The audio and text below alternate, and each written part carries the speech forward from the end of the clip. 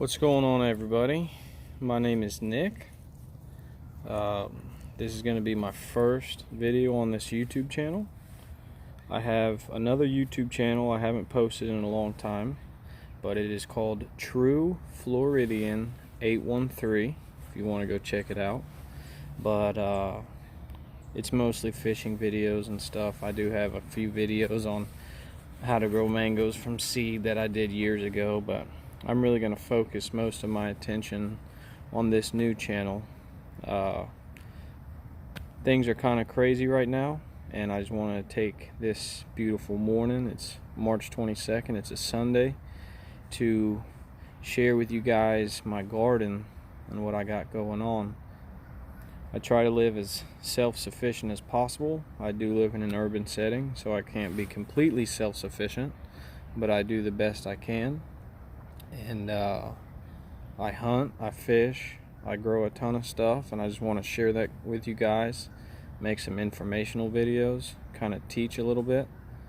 So anyways, a warning to anybody that's against hunting, or if you're vegan or vegetarian and you don't want to see certain things, there will be a lot of hunting and fishing content on this channel, but I am an ethical hunter, follow all the rules, I do things the right way, and yeah, so anyways, we eat meat, and it's something that, to be self-sufficient, I have to do.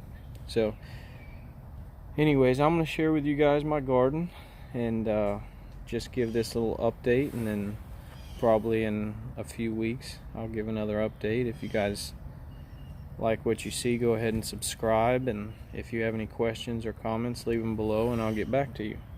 So without further ado, here we go.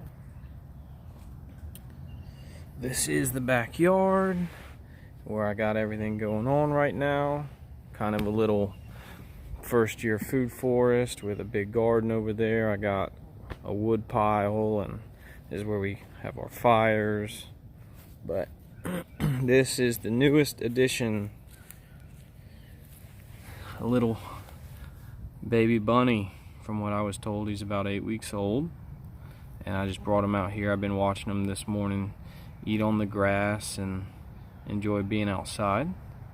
He's safe because we don't spray anything on our grass. There's no pesticides or fertilizers or anything like that, and it's been nice this morning just watching him munch around in the yard. So this is the in-the-ground garden. Everything's been in now for about 4 weeks. I started almost everything from seed. Some stuff came as transplants, and I'll tell you which ones those were.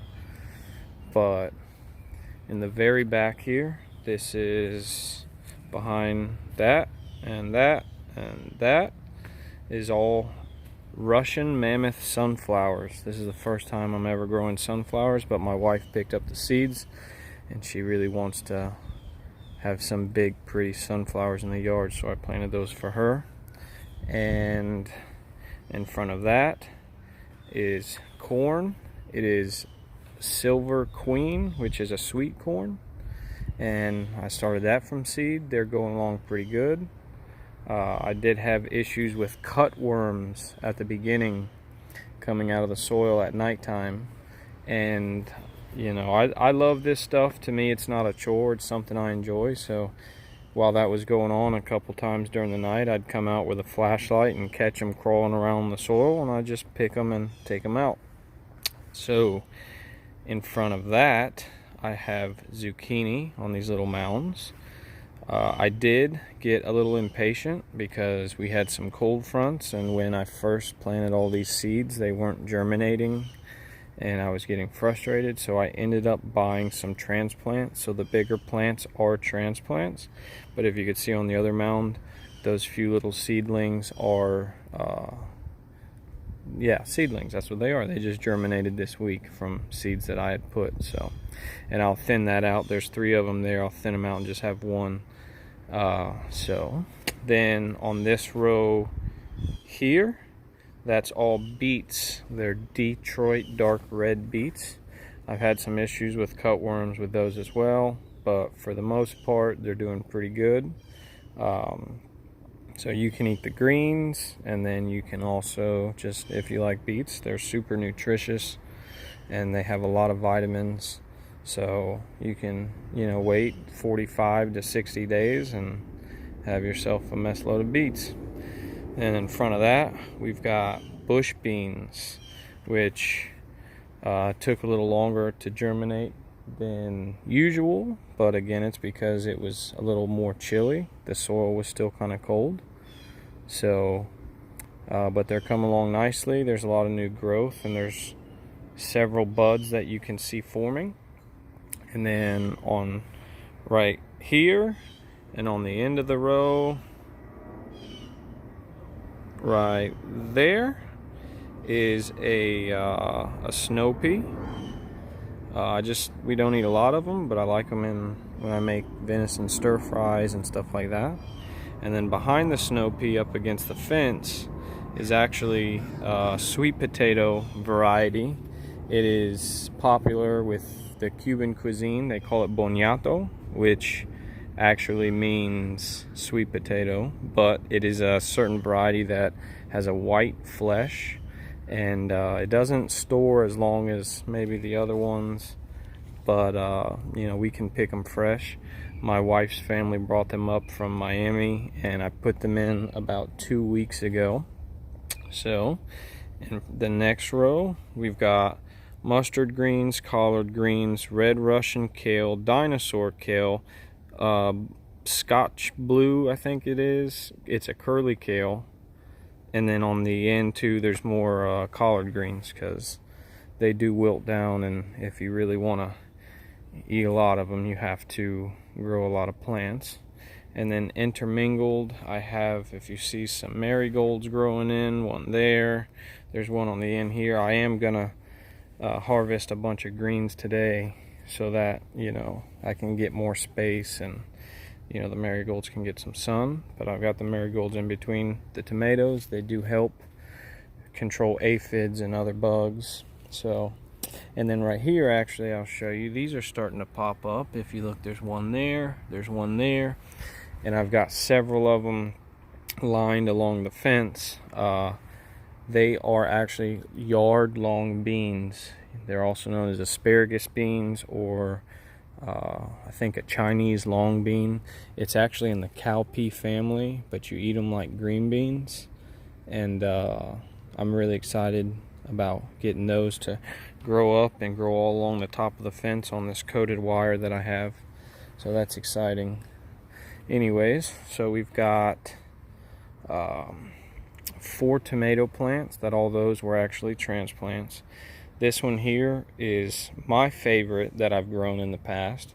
It is a Cherokee purple. It's an heirloom potato, and if you've never tomato, and if you've never seen them before, they are a deep purple color. They get to be a nice size, and they're very, very flavorful. They have a nice acid content, and I just really enjoy growing them. They do really well here. All these tomatoes that I'm growing grow well here. I've experimented in the past with all different kinds of tomatoes, and a lot of them just don't do good here in Central Florida. It's too hot and a lot of bugs. But next to that, we have yerba buena, is what we call it in Spanish, but it's also just mint. And we have that because we really, really like mojitos. Don't really use mint in too many other dishes. But then here we have what is a Better Boy tomato. This is more of a bush variety. Oh no, here we are, a Better Boy. So that one's actually growing the slowest out of all of them, but it does have some flowers and a couple little tomatoes on it. Next to that, we've got chives right there.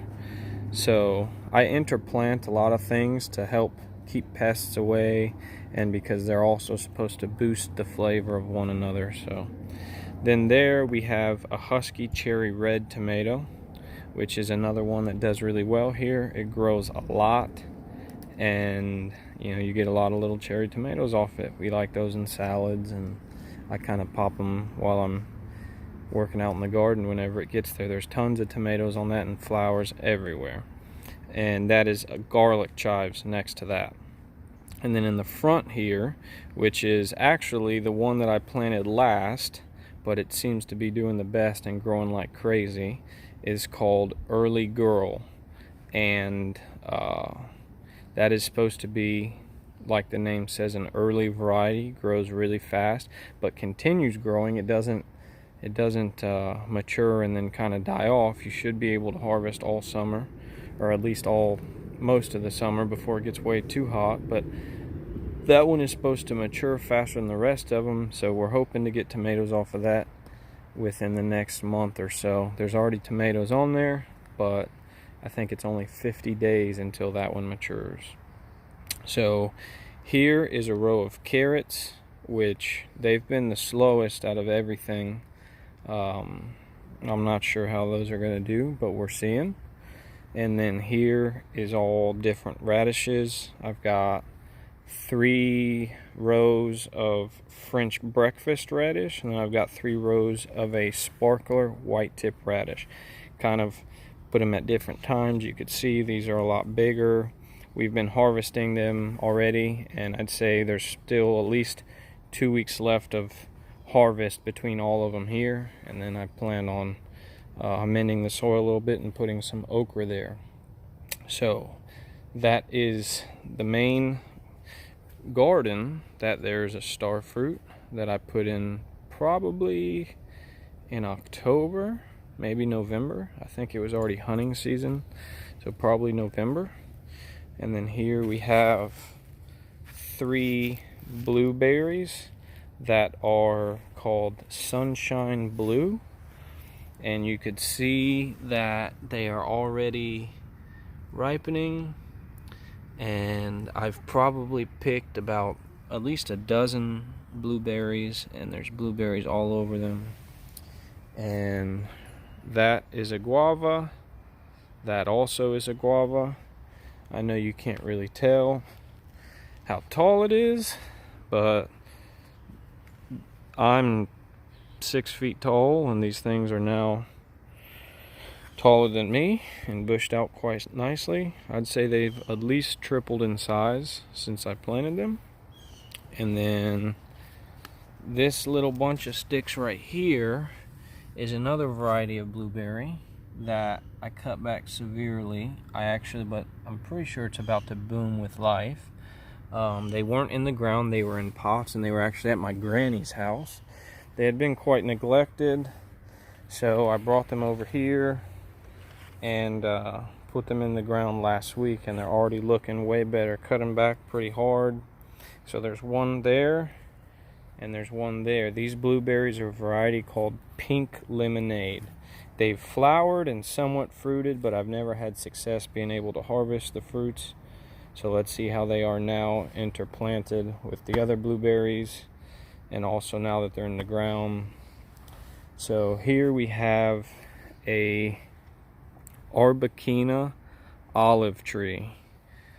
I got this and planted that probably in October as well. It's kind of hard to see with everything else going on, but it is a self pollinating tree. You don't have to have more than one, and I'm pretty sure it's going to flower here soon. It's at least doubled in size and bushed out quite a bit since I got it, and just watering and taking care of does a big deal.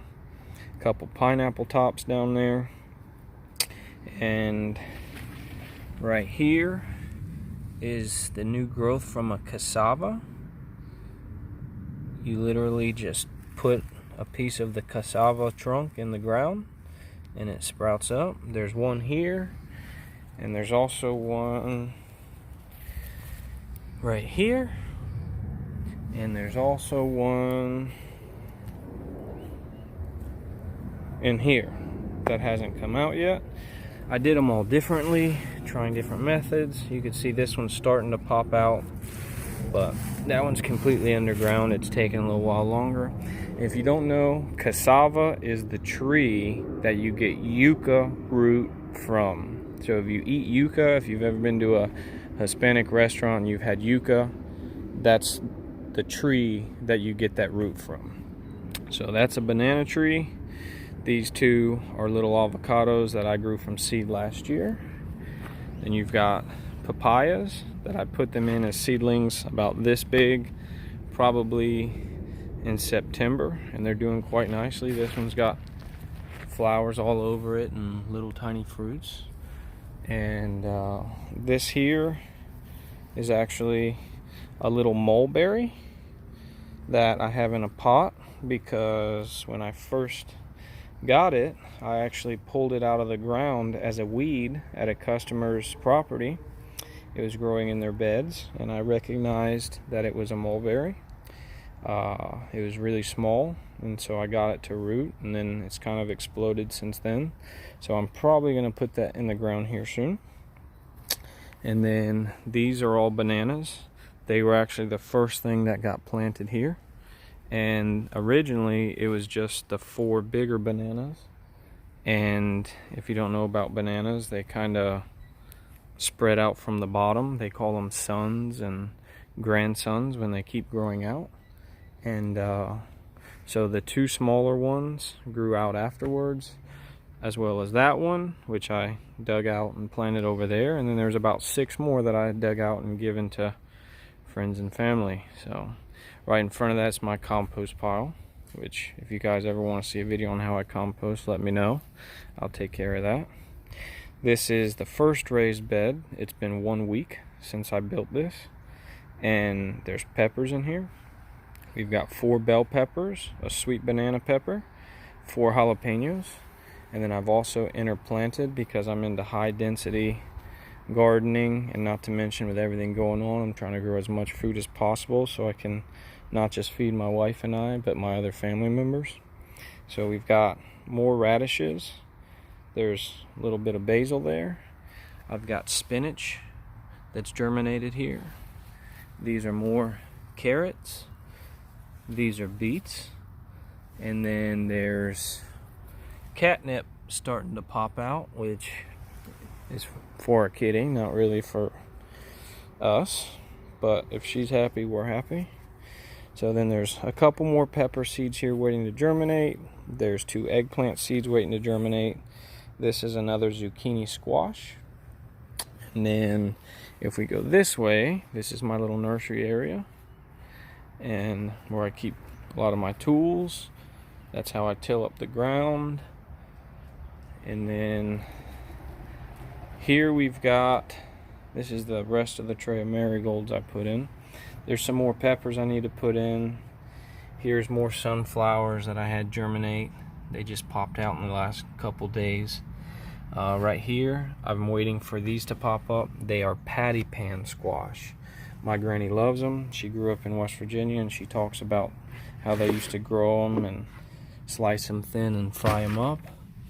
Here's some super hot peppers that we're growing, and these are the ones that I've already pulled out. There's Trinidad Moruga scorpions, those 2. These are orange habaneros, and these are Carolina Reapers. We also have chocolate habaneros and red habaneros.